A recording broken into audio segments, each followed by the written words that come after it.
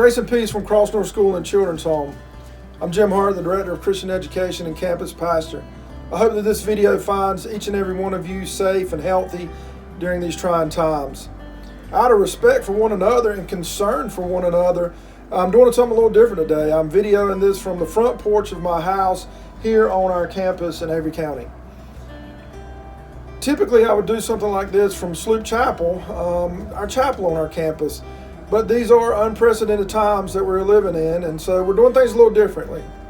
I'm hopeful that in the coming weeks that we will be sending out videos that range from simple devotionals to updates about what's going on in spiritual life or on campus, to even some stories about kids from Cross North who have moved on, who are faithful people and are incredibly successful. So look forward to those videos. Our lives these days are inundated with news about the spread of the COVID-19 virus that's moving throughout our country. Things are happening I've never seen happen before. Businesses are closed and restaurants are takeout only. Travel is limited. We're being asked to keep our social distance from one another, which is really difficult for some of us. Just last week alone, over 3 million people filed for unemployment. And that's an all-time record. It's unheard of. And the list goes on and on of the things that we are having to change in our everyday lives because of this virus. It's hard for us because we're not used to this. We're used to being able to go to the grocery store and get whatever we want, to buy as much of anything. We're able to go get in our cars and move about and go places and do things. You see, 2 years ago, my wife and I adopted 4 children. They moved in with us about 3 years ago, but 2 years ago the adoption was finalized. And when they first moved in with us, they came from a background of trauma and they had lives that were filled with uncertainty and chaos and scarcity. And one of the things that was most difficult for us early on was around food issues. They had food issues like I did not expect. There were things that they wouldn't eat and things that they would eat, but just not in normal ways. After 3 years, you would think that those food issues would have dissipated. And for the most part, many of them have. But one of the things that is kind of funny and frustrating at the same time is how they celebrate when we bring groceries home. Every week when we go buy groceries, we bring them home and I can hear them in the kitchen and they're saying, he got granola bars, or he got 2 gallons of milk, or he got, and they just name the stuff. And then they go to putting their names on it. Well, I'm going to have the granola bars for Thursday evening, or I'm going to have the peanut butter crackers on Tuesday evening. After 3 years of this, honestly, Caroline and I get a little frustrated about it. We kind of put our hands over our face and we ask each other, when will this stop? When will they no longer celebrate groceries? Just this past week, I was reminded that they do come from backgrounds that have been filled with trauma and scarcity. You see, I went to the grocery store like many of you all. I didn't come home with everything that I wanted. I didn't come home with any toilet paper. It wasn't the end of the world. We had some toilet paper at home. But Taco Tuesday at our house is a big deal. And so I bought all the stuff for tacos, and I got over to the meat counter and there was no ground beef. So I didn't come home with ground beef. When I got here, I said, well, guys, we got everything for tacos, but no ground beef. Everybody was a little disappointed, but I said, hey, I will go back later in the week and see if I can get some. And I did. I went back to the grocery store and I got ground beef. When I got home that day, I walked in the house and I started yelling and screaming, hey, everybody, I got ground beef, I got ground beef. And everybody was excited. They come running to the kitchen and they were like, yay, we can have Taco Tuesday. You got some ground beef. And we celebrated ground beef. Later that night, as I was sitting kind of reading and it was quiet, I thought to myself, wow, I did the exact same thing today that they've been doing for 3 years. The exact same thing that I have grown to be frustrated with. I did the exact same thing. I celebrated ground beef. I realized in that moment, I was reminded in that moment of their backgrounds. Backgrounds that were filled with scarcity, of not being able to see people who they love, feeling insecure because of chaos, having decisions made about their lives by people who don't know them, that they don't know, and situations that are out of their control. You see, each and every one of these things are things that my children had experienced.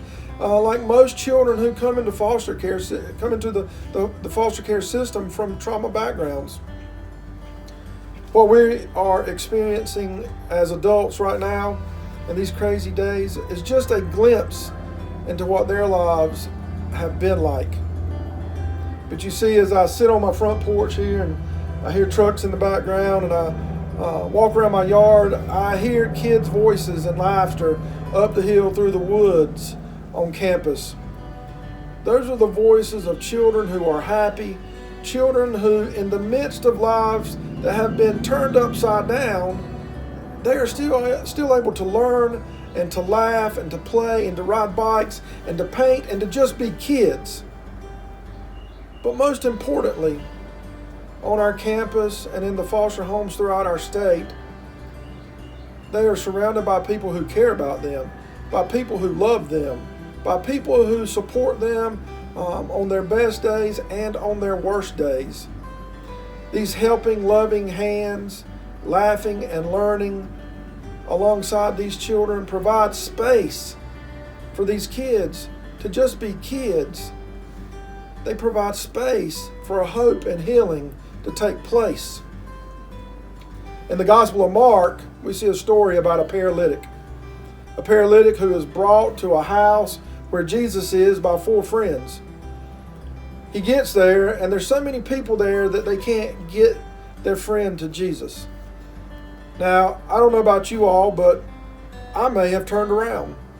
I may have said, hey, we tried. We've got life to do. We've got work. We've got things going on. But you see, his friends did not give up. In the face of adversity, they didn't quit. Actually, they did something even more difficult. They climbed up on the roof and they dug a hole through the roof to lower their friend down to Jesus. Now, homes during that time typically had a flat roof. They had beams across them. They were made out of mud and rocks and straw, and they had been baked in the sun, so they were hard. So I can imagine that digging through this roof would have been difficult. But you see, they didn't quit. They dug through that roof and they offered their friend Jesus because they knew that there was healing in Jesus. They offered their friend healing. They offered their friend hope. In these trying times that we all face, these uncertain days that are ahead of us, we will all need friends like those friends who brought their friend to Jesus. Friends who will be there for us. Friends who will carry us when we can't carry ourselves. Friends who will go the extra mile for us and climb up on a roof and dig a hole.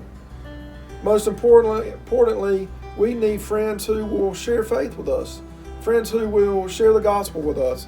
Friends who will share Jesus with us. Because we may find ourselves feeling insecure in this chaos. We may be worried about scarcity. We may be worried about decisions that are being made that we have no control over. And so we may be frozen, just like that paralytic, but in our fear. And so we will need friends just like those 4. I'm prayerful that in these upcoming days, these uncertain days, that we are creative in how we can stay connected despite the distance. I'm hopeful that we can explore new ways to be church. I'm hopeful that we can explore new ways to be friends to one another, to reach out to one another. I'm prayerful that in these coming days that we don't find ourselves all alone and frozen, but we find ourselves surrounded by people who care for us.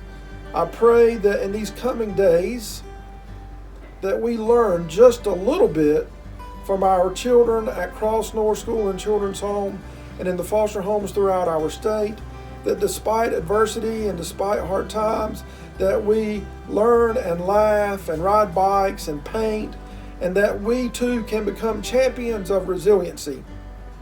Please remember that at Cross North School and Children's Home, we are a sanctuary of hope and healing for each and every one of these children. I will pray for all of you and your churches. I will pray that you stay healthy and safe during these trying times. Amen.